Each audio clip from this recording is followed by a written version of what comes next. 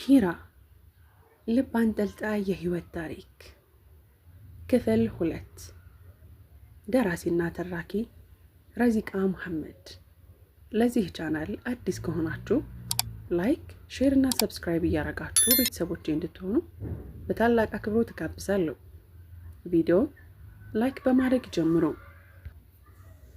አመሻሹ ላይ ሂራ በልቧ ውስጥ የከረመውን የፍርሃት ጥያቄዋን አስከተለች። እናቷ እቅፍ ውስጥ ሆና እማዬ ሁሉም ነገር ህልም አይደለም አይደል?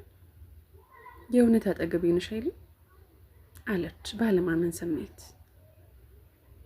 እናት መዲና ሃይ ልጄ፣ ቀደም ብለሽ ምክሬን ብትሰሚና ቶሎ ብትመለሽ ኖሮ በደንብ ትጠግቢኝ ነበር። አሁንማ መጡ አይደል እማዬ? ደግሞ አንቺ መጥገብ ይቻላል እንዴ? ግን እማዬ አሁን በደንብ ተሽሎሻል አይደል? ደህና ነሽ አይደል እማዬ? አዎ በደንብ ተሽሎኛል ልጄ፣ ምንም አታስቢ። እማ ግን ያየሽው ህልም ምንድን ነው? አሁን ትነግሪኛለሽ? እናት መዲና አሁን እነግርሻለሁ ልጄ፣ ግን አሁን አይደለም፣ ሌላ ጊዜ። አሁን ከመንገድ ነው የመጣሽው፣ ደክሞሻል። በቃ ተነሽና ወደ ክፍልሽ ሂጂ በይ። እሺ እማዬ። ሂራ ወደ ተዘጋጀላት ክፍል አመራች። ቀኑ በምሽት ተተካ። ሌሊቱ ለሂራ ልዩና ደስ የሚል ነበር። ለእናት መዲና ግን ከባድና የመጨረሻ ነበር። በሚያሳዝን ሁኔታ እናት መዲና ያየችው ህልም እውን ሆነ። ፍርሃቷም ልክ ነበር። የሁላችንም ሀቅ የሆነውና የመጨረሻ ወደ ሆነው ቤታችን አቀናች። ዱንያን ለመጨረሻ ጊዜ ተሰናብታ ወደ አኺራ ተሸኘች። ሂራ የሱብሂን ሰላትን ለመስገድ ሊነጋጋ ሲል ነቅታ ነበር። ሰላቷን ጨርሳ ዚክር ማድረጓን ቀጠለች።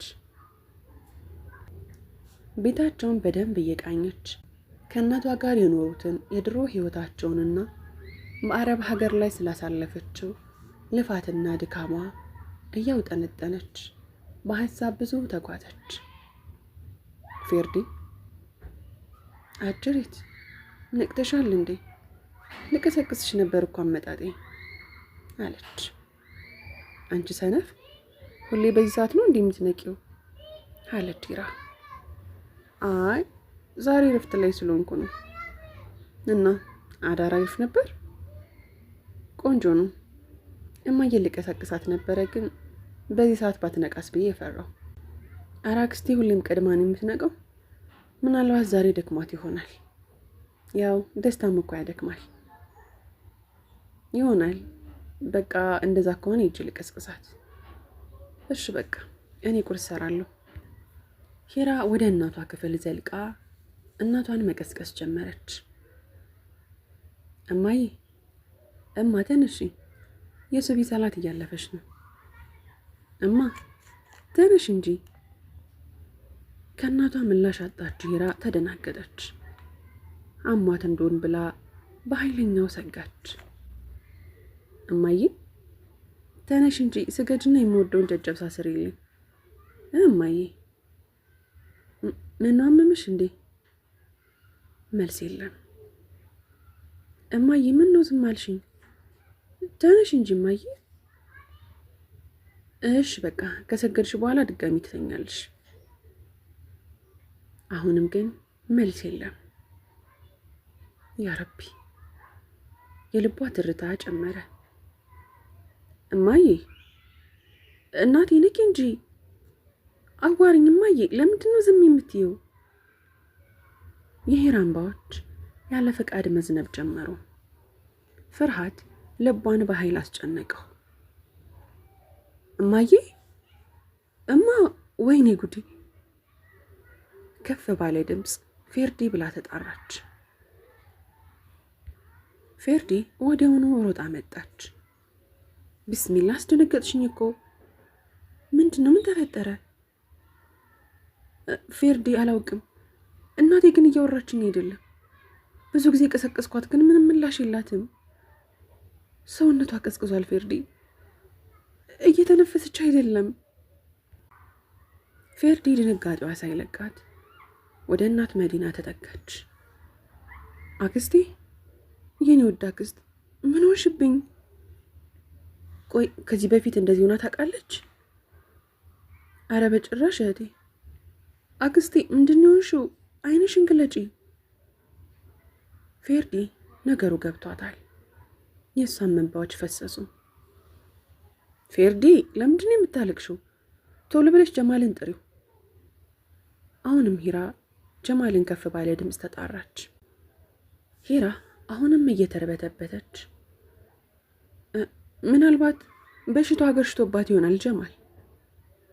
አሁንም ድጋሚ ተጣራች። ጀማል ደንገጥ ብሎ ወዳሉበት መጣ። እማዬ ይዙሽ፣ እሺ አሁኑን ወደ ሐኪም ቤት እንሄዳለን። ወደ ጉያ እያስጠጋች አታስቢማ፣ ደህና ትሆኛለሽ። አይዞሽ እማዬ፣ ምንም አትሆኝም። እሺ እኔ ልጅሽ አጠገብሽ ነው ያለሁት። ሁሉም ነገር ሰላም ይሆናል። እባክሽ እማዬ ጉድ እንዳታረጊ፣ እባክሽ እማዬ። ጀማል አለች ተስፋን አይን ውስጥ እየፈለገች። እንዴ ምንድን ነው አክስቴ? ምን ሆነች? ጀማል ደጋግሞ መጣራት ጀመረ። እሱም የድሉን ሞከረ፣ ግን እሱም ምላሽ አላገኘም ነበር። ሂራ በፍርሃት የምታወራውን እንኳን አታውቅም። ፌርዲ እባክሽን ማልቀስሽን አቁሚ። እማዬ ደህና ትሆናለች፣ እባክሽ ዝም በይ። ጀማል ወደ እነ ሂራ አተኩሮ እያየ ፌርዲ ሂራን ወደ ሳሎን ይዘሻት ሂጂ አለ። ፌርዲና ሂራ በሳሎኑ ላይ በጭንቀት እየተንኮራደዱ የጀማልን መምጣት ይጠባበቁ ጀመር። የፌርዲ ለቅሶ እንቅልፍ ያሳጣው ሱለይማን አይኑን በግራ እጆቹ እያሻሸ እማዬ ምንድን ነው እያለ ትንሹ ሱለይማን ወደ እናቱ ተጠጋ። ፌርዲ ልጇን ሱለይማንን እቅፍ አድርጋ ማልቀሷን ቀጠለች።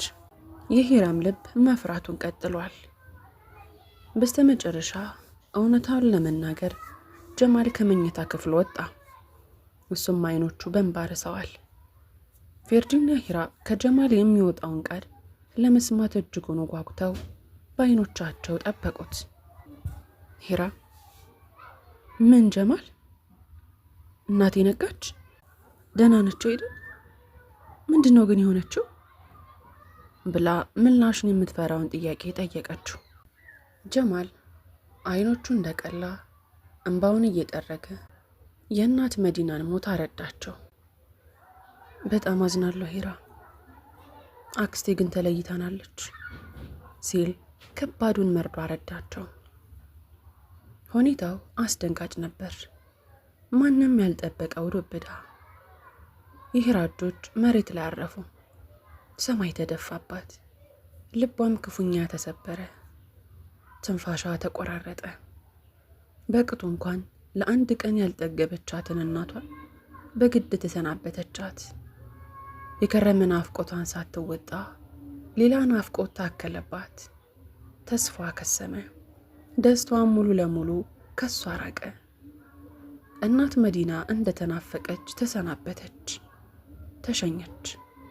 መራራ የሆነ እውነት ምንም ያህል ቢከብድም ሂራ ግን በስተመጨረሻ የአላህን ቀድር ተቀበለች። ከአቅሟ በላይ ሆኖ ምንም ቢከብዳትም ምንም ያህል ቢያዝላትም የአላህ ውሳኔ ነውና የአላህን ውሳኔ አሜን ብላ ተቀበላለች። ፊርደውስ ትከሻ ላይ ሆና ሐዘኗንም ታወጣች። ግዴታዎች ተፈጸሙ። የቅርብ ሰዎችና ጎረቤቶችም ክፉኛ አዘኑ። የሂራን ሐዘንም ተካፈሏት። ጥንካሬዋንም አድንቀው ከጎኗ አቆሙላት። ነገር ግን ቀናቶች በጨመሩ ቁጥር ሁሉም ወደ ህይወቱ ተመለሰ። ማለትም ከፌርዲ በቀር። ሂራ የፌርዲ ትከሻ ላይ አረፍ እንዳለች ሁሉም ሰው ይሄዳል፣ ሁሉም ሰው ይጓዛል፣ ሁሉም ሰው ተጓዥ ነው እህቴ። የመንገዶችን መጨረሻ ሞት ነው። አባቴም በህይወቴ አንዴም እንኳን ሳላየው ሄደ። እናቴንም ሳልጠግባት ሄደች። እኛም እንከተላቸዋለን። አዎ እኛ የአላህ ነበር፣ ወደሱም እንመለሳለን። ፌርዲ እንባዎቿ እጆቿ ላይ እየተንጠባጠቡ በህይወቴ ካንቺ የተሻለ ጠንካራ ሴት አላየው። አዎ ሁላችንም የሱ ነን፣ ግን ፊትና ፊት ለፊታችን ሲመጣ እንደክማለን፣ እንሸነፋለን። አንቺ ግን ታግለሽዋል። የኔ ውድ አላህ የትዕግስትሽን ዋጋ እንደሚሰጥሽ አልጠራጠርም። ኢንሻአላህ እህቴ፣ ይህንን የምልሽ አማራጭ ስለሌለኝ ሳይሆን ስለመረጥኩት ነው። በህይወት ውስጥ በሚወዱት ሰው ሞት ከመፈተን በላይ ስቃይም ሆነ ሀዘንም አለ ብዬ አላስብም። ግን እኔ የተጠለልኩበት ጥላ እጅግ በጣም ሰፊ ነው። ከኔ ትዕግስትም ሆነ ከኔ ማንነት በላይ ነው። ፌርዲ የሂራን ግንባር እየሳመች ይከንሽ የኔ ቆንጆ፣ ምንም ከባድ ቢሆንም በሁሉም ነገር ላይ ኸይር ነገር አይጠፋም። አየሽ፣ ለአንዴም እንኳን ቢሆን መታየታችሁ ትልቅ ነገር ነው። ያክስቴ ህልም፣ ያንቺ ቶሎ መምጣት፣ ሁሉም ነገር ያስገርማል። ግን ለኸይር ነበር የኔዎች። ልክ ነሽ፣ ሁሉም ነገር ለኸይር ነው። ከአንድ ወር በኋላ የሂራ ህይወት ገጽታውን ቀየረ። መኝታ ቤቷ ውስጥ አልጋዋ ላይ ሆና የኡስታዝ ያሲን ኑሮን ታጋሾችን አበሰራቸው የሚለውን ዳዕዋ እየሰማች ነበር። ፌርዲ ወደ ክፍሏ ጎራለች። ሂራዬ ተነሽ እንጂ። ምን ነው መሄጃሽ ደረሰ እንዴ? አዎ ሱለይማንን ከትምህርት ቤት ማምጣት አለብኝ። በይ ተነሽ፣ ደግሞ እንግዶች እየጠበቁሽ ነው። እንግዶች? እነማን ናቸው? እኔ እንጃ፣ እኔም አላውቃቸው። የሆኑ ግን ሀብታም ቢጤ ነገር ናቸው። አንቺ ማውራት ይፈልጋሉ። በይ ፍጠኚ፣ አታስጠብቂያቸው። ሂራ ግራ እየተጋባች ወደ ሳሎኑ ጎራለች። ሰላም አለይኩም አለች። እንግዶቹም እኩል በሆነ ድምፅ ኢስላማዊ ሰላምታን መለሱ። ይቅርታ አስጠበቅኳችሁ እንዴ? አራ አላስጠበቅሽም፣ ከመጣም ብዙ አልቆየንም አሉ ተለቅ ያሉት እናት ፈገግ እያሉ። ጎልመስ ያለ ወንድ አጠገባቸው ነበር። ፌርዲ የሚጠጣ ይዛላቸው ከተፋለች። በሉ ተጫወቱ፣ እኔ አሁን መሄድ አለብኝ፣ አውፍ በሉኝ። እህቴ ታጫውታችኋለች። መቼም እሷን ፈልጋችሁ እንደመጣችሁ ግልጽ ነው። በቃ ደህና ዋሉ። እሺ ደህና ዋይ አሉ እንግዶች። ቻው ውዴ አለች ፌርዲ ወደ ሂራ እየተመለከተች። እሺ ቻው ውዴ፣ ደህና ዋይ። ሂራ አሁንም ግራ እንደገባት ነው። ከእንግዶቹ ጋር ለደቂቃዎች ተፋጠጡ። እንግዶቹም ወሬ ለመጀመር አንተ ቅደም አንቺ ቅደሚ በሚል አስተያየት ከተያዩ በኋላ ተለቅ ያሉት እናት ወሬ ጀመሩ። እንዴት ነሽ ልጄ? አሁን እየጠነከርሽ ነው አይደል? አሉ ለስለስ ባለ ድምፅ። አዎ አልሐምዱሊላህ እየጠነከርኩ ነው። አሁንም ዝምታው ለደቂቃ አሰፈነ። ይቅርታ ግን የትን የማውቃችሁ? ማለቴ ማስታወስ ስላልቻልኩ ነው።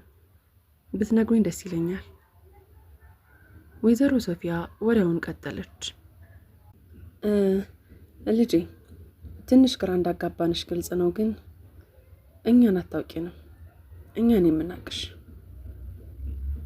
ግን ላንቺ የምንነግርሽ ትልቅ ነገር ነበር። አሁን ባለሽበት ሁኔታ ላይ ግን የሚሆን አይመስለኝም። ዛሬ መጣነው ለዚያራ ነው። ከፈቀድሽልን ግን ሌላ ጊዜ መጠን በሰፊው ስለ ጉዳዩ እናወራበታለን። ከወይዘሮ ሶፊያ አጠገብ የተቀመጠው ጎልማሳ ሰው አዎ ሁሉንም ነገር ከተረጋጋሽ በኋላ ይደርሳል።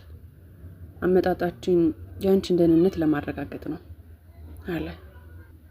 ሂራ ይበልጡኑ ግራ እየገባት እሺ ግን እኔ ደህና ነኝ፣ ማለቴ ልታዩኝ ስለመጣችሁ ደስ ብሎኛል። ግን የምትነግሩኝ ነገር ካለ መናገር ትችላላችሁ። አሁን እኔ ተረጋግቻለሁ፣ ምንም ችግር የለውም። ወይዘሮ ሶፊያ አይ ልጄ ሌላ ቀን መጣለን፣ እንደዛ ይሻላል። እውነት ግድ የለም፣ ሌላ ቀን ከምትደክሙ አሁን ብናወራ ደስ ይለኛል። እባካችሁ ስለኔ አትጨነቁ። ግን የምንነግርሽ ነገር ትንሽ ከበድ ያለ ነው አለ ሷሊህ። ሂራ እየተገረመች ቆይ ምን ያህል ከባድ ቢሆን ነው? ይኸውላችሁ ለእኔ በዚህ ሰዓት እናቴን ከማጣት በላይ ከባድ ነገር ይኖራል ብዬ አላስብም። ደግሞ እናንተ ያላችሁት ከባድ ነገር ዛሬም ሆነ ነገ መስማት አይቀርም። ስለዚህ እናንተም ከምትደክሙ አሁን ልትነግሩኝ ትችላላችሁ። ሳስበው ከእናቴ ጋር የተገናኘ ነገር ሊሆን ይችላል አይደል? ወይዘሮ ሶፊያ ተቀብለው አይ ልጄ የእናትሽ ጉዳይ አይደለም። ታዲያ ስለማን ነው? ሷሊህ ወደ አክስቱ ጠጋ በማለት በቃ አክስቴ ሳስበው ጊዜው አሁን ይመስለኛል፣ ከዚህ በላይ አታስጠብቂያት አለ እየተንሾካሾከ። ወይዘሮ ሶፊያም ትንፋሻቸውን ሰብሰብ አድርገው ምን መሰለሽ የኔ ልጅ፣ እኛ የአባትሽ ዘመዶች ነን። ሂራ ደንገጥ እያለች አባቴ እኮ የኔ አባት? ወይዘሮ ሶፊያ አዎ ያንቺ አባት። አባትሽ ለእኔ ታላቅ ወንድሜ ነው። እሱ ደግሞ የአባትሽ የመጀመሪያ ልጅ ነው። ያ ማለት ለአንቺ ታላቅ ወንድምሽ ነው ማለት ነው አለች። ሂራ በምትሰማው ነገር በጣም ግራ እየተጋባች ይቅርታ ግን ስለምታወሩት ነገር እርግጠኛ ናችሁ? ምናልባት ሰው ተሳስታችሁ እንዳይሆን። ሷሊህ ቀጠለ። አልተሳሳትንም ሂራ፣ አክስቴ ልክ ናት። እኔ ወንድምሽ ነኝ። ነገሩ ከመጀመሪያውም ከባድ እንደሆነ ነግረንሻል፣ ግን እኛ አልተሳሳትንም። የሰማሽው ሁሉ እውነት ነው። ወይዘሮ ሶፊያ እሱ ብቻ አይደለም የኔ ቆንጆ፣ ከሱ ውጪ ሌላ 2 ወንድምና እህት አሉሽ። ሂራ ከአቅሟ በላይ ሆነባት። ቆይ ምንድን ነው የምታወሩት? በእርግጥ ስለ አባቴ ምንም የማውቀው ነገር የለም፣ ግን እናቴም ስለሱ እንደማታውቅ ግልጽ ነው። ምክንያቱም እንዴ አዎ እህትና ወንድሞች እንዳሉኝ ብታውቅ ኖሮ ትነግረኝ ነበር። እንዳገኛችሁም የምትችለውን ሁሉ ታደርግ ነበር። ቆይ ይህንን እንዴት ነው ማመን የምችለው? ይቅርታ አድርጉልኝ፣ የምትሉትን ነገር ለማመን ከምታስቡት በላይ ለእኔ በጣም ከባድ ነው። ይኸውልሽ ሂራ፣ ነገሩ በእርግጥ ግራ ያጋባል፣ ግን ከፈለግሽ የዲኤንኤ ምርመራ ማድረግ ትችያለሽ። ማለት እኛን ካላመንሽ ማለት ነው። ግን እኛ ቤትሽ ድረስ መጠን ልንዋሽ የምንችልበት ምንም ምክንያት የለም። እኛ ጋር እውነት አለ ሂራ፣ እባክሽ እኛን ለመረዳት ሞክሪ።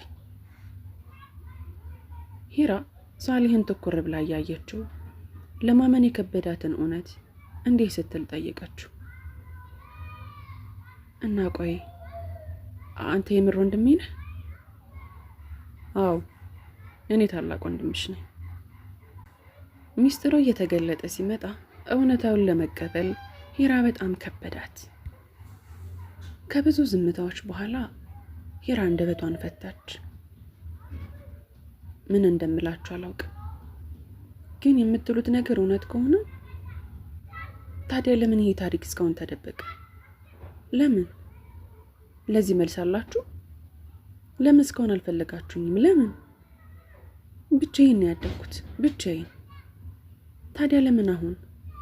ለዚህ መልስ ይኖራችኋል? በእናቴ ምክንያት ነው። ነገሩ እንዲታወቅ ያልፈለገችው እሷ ናት። እኛ ሳይሆን በእሷ ስህተት ነበር። ገባኝ አለች ሂራ። እና ይህንን ሁሉ ዓመት ከኔ እየጠበቀቻችሁ ነበር ማለት ነው? ወይዘሮ ሶፊያ እንደዛ አይደለም የኔ ልጅ። ነገሩ በጊዜው በጣም ውስብስብ ነበር። ማናችንም ወደ አንቺ ደፍረን መምጣት አልቻለም ነበር። እሷ ብቻ ሳትሆን ሁላችንም አጥፍተናል። ለሁሉም ነገር አርፍደናል። ግን ሁሉም ነገር የሚሆነው አላህ ሲፈቅድ ነው ልጄ። ጊዜው ደግሞ አሁን ነው። እባክሽ የኔ ልጅ ጥሩን አስቢ። ሂራ ቆጣ እያለች ጥሩን አስቢ? እንዴት ብዬ ጥሩ ላስብ? የዚህን ያህል ቀላል ነው እንዴ? ቆይ የምትሉኝን ነገር ለራሳችሁ ራሱ ይሰማችኋል? ለነገሩ እንኳን እናንተ የወለደኝ የገዛ አባቴ እንኳን እኔን ፈልጎ አልመጣም። ለአንድ ቀን እንኳን ሊያኝ ፈቃደኛ አልነበረም። ግን እንዴት ነው አንድ አባት እድሜ ልኩን ልጁን ሳያይ ሊኖር የሚችለው? ታዲያ እናንተንስ ለምን ወቅሳችኋለሁ?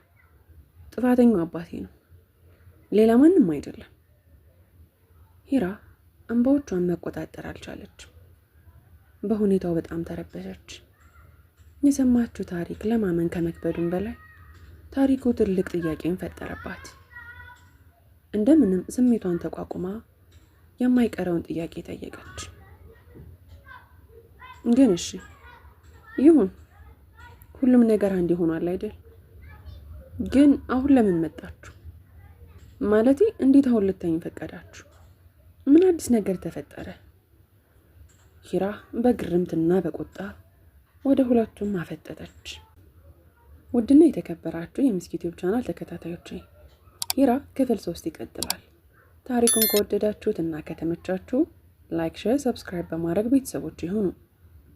በቀጣዩ ክፍል እስከምንገናኝ ድረስ በያላችሁበት ቀንና ሌላችሁ ሸጋ ይሁንልኝ።